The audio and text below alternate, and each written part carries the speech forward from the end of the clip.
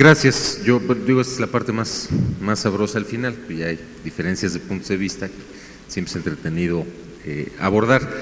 Comentarle al magistrado, en efecto, me parece claro que la idea que puede haber habido detrás del legislador es precisamente esta valoración por parte del órgano defensor de derechos humanos, en este caso de las comisiones, para conocer si hay una argumentación lo suficientemente sólida o no, y así dejar este espacio de discrecionalidad, porque hoy, como está en la reforma, es discrecional, es decir, ni siquiera hay un elemento de criterio que diga, en caso de que esté bien fundamentada, no se solicitará la comparecencia, solo dice, pues la solicitará, podrá solicitarla en los casos que quiera, es decir, no recuerdo el texto exacto, pero es claramente muy discrecional. Mi punto de vista en esto es que sí necesitamos construir la legislación con base en los sistemas de incentivos que esperamos ver y en la actuación que esperamos ver por parte de cada una de las instancias. En este caso específico, si yo tengo el conocimiento como ombudsman, como titular del ombudsman, de que cuando yo emita una recomendación, si viene una fundamentación en contra de la aceptación de la misma, que es sólida, pues yo ombudsman, yo titular del ombudsman, voy a tener que ir a dar la cara. Y esto es importante porque, insisto, incentiva a una mejor construcción de recomendaciones, que es con lo que tenemos que contar para que la autoridad moral siga existiendo. O sea, si es selectivo, entonces es muy fácil emitir una recomendación quizás poco revisada, ¿no? O que tenga una motivación incluso política atrás, eso puede pasar, ¿no? Y bueno, cuando me contesten,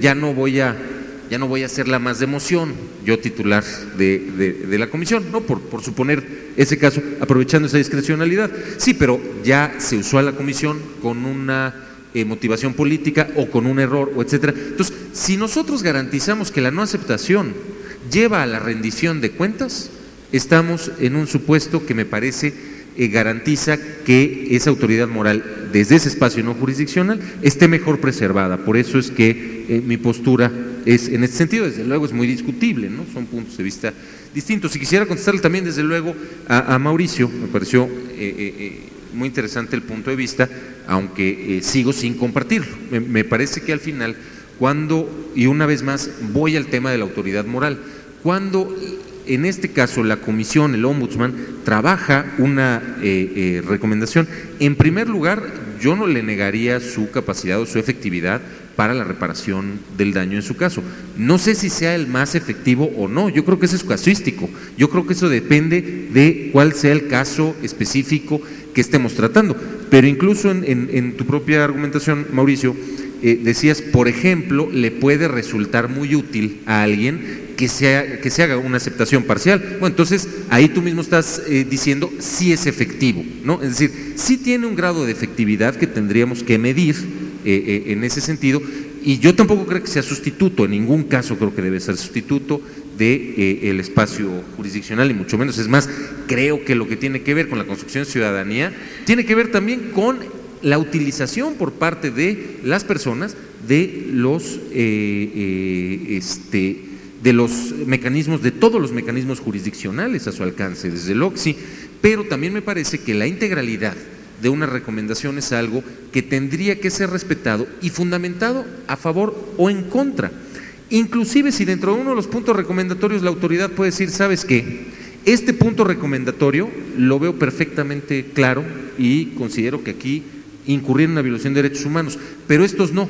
Entonces rechazo la recomendación. Y mi rechazo es tajante a la recomendación, y te voy a fundamentar por qué. Así ese punto yo lo esté aceptando ya, digamos, dentro de mi diseño de política pública, etcétera.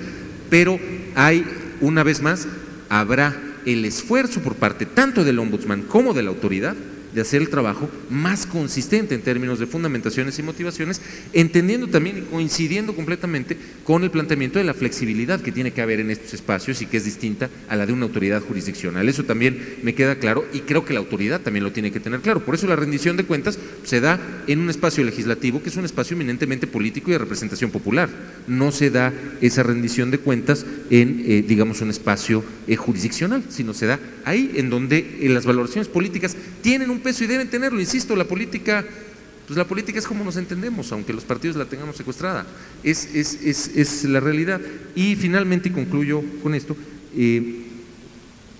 reiterar y subrayar lo que ya rescataba también Tony en su última intervención. Sí me parece que tenemos que ampliar nuestros criterios sobre las funciones que queremos para el ombudsman.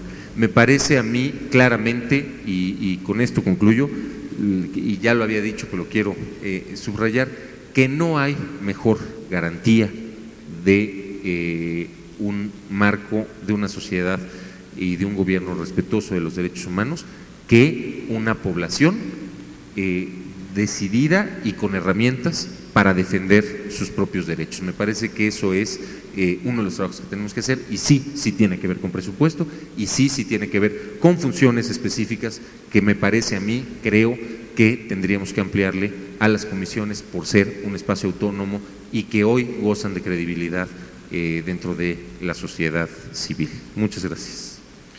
Muchas gracias.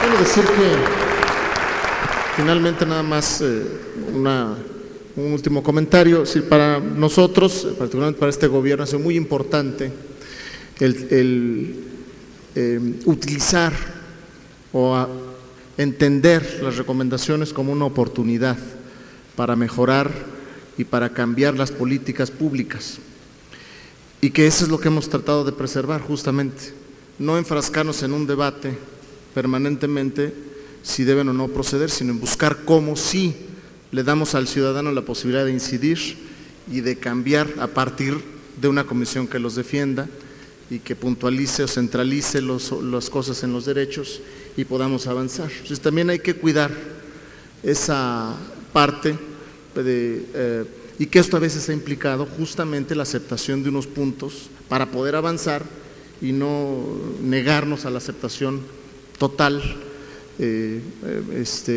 porque no coincidimos con uno de 20 puntos. Entonces hemos tratado en ese sentido de ser un poco más prácticos, porque finalmente el que sale beneficiado es el ciudadano, que logra colocar, que logra incidir y que logra avanzar en sus derechos. Bueno, sin más, yo quisiera primero felicitar a la doctora Leticia Bonifaz, a la Consejería Jurídica, a todos los organizadores por este espacio, pedirle que nos piden que le pidamos a su vez que pueda clausurar, y pedirles a los que están aquí participando en este panel que nos acompañen también en esta ceremonia de clausura. Muchas gracias.